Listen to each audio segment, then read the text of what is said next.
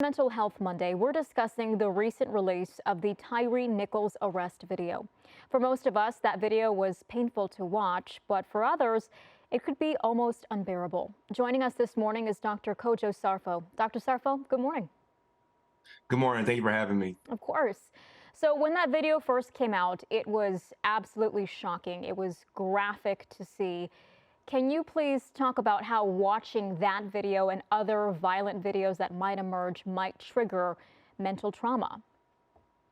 Yeah, just to start off, I'll personally say that I didn't watch the video myself. I saw images from the video and I had to manipulate my Facebook and Twitter feed to avoid the video because I know what that can do to you. And when you watch things like that are traumatic on the internet, the way your brain processes it, when you think about it, maybe a month later or even a couple of weeks later, you may really feel, the same way that you felt when you first saw the video. You may have intrusive thoughts and you may have a negative outlook on life. So it's very important to, if you can, to stay away from watching things like that. They can be traumatic. So you already kind of had an idea of what this effect could have on yourself, on your mind. You talked about it a little bit there, intrusive thoughts. What kind of other types of harm can watching these videos cause, and can it also trigger PTSD?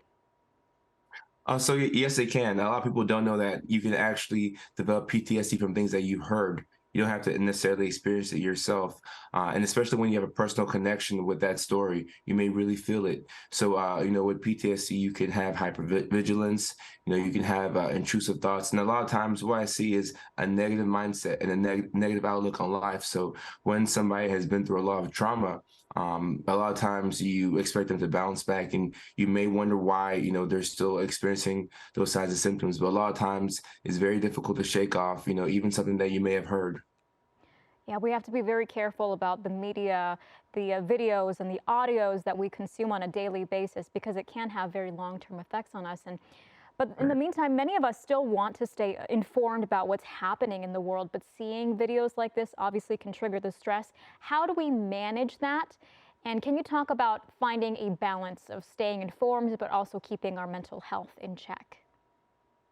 Right. So that's the golden question, and I think that all of us, mental health professionals and parents, we're trying to figure that out because it is good to stay informed. We do need to know these things that are happening so that way we can educate the youth and the public and, that we can make the changes so that these things don't continue to happen. But at the same time, there is something, such as too much, and when you start to take in content and you feel like your mood is starting to shift, if you feel like you're having more of a negative outlook on life, if you see it, you're more closed-minded, if you catch yourself being a bit more apprehensive, it may be a good time for you to just take a break from watching the news. Not that the news isn't important, but if you keep watching things that, are potentially toxic to you, before you know it, we're picking up all this collective trauma. And it's concerning to see how, things are going to be in a couple of years when we have data on all of this. But when you start to see that the information that you're consuming is making you feel different as a person, I think that's the perfect time to take a break. Yeah, doing those self-checks are very important. Considering the circumstances, can you explain how minorities might be affected by the Tyree Nichols news?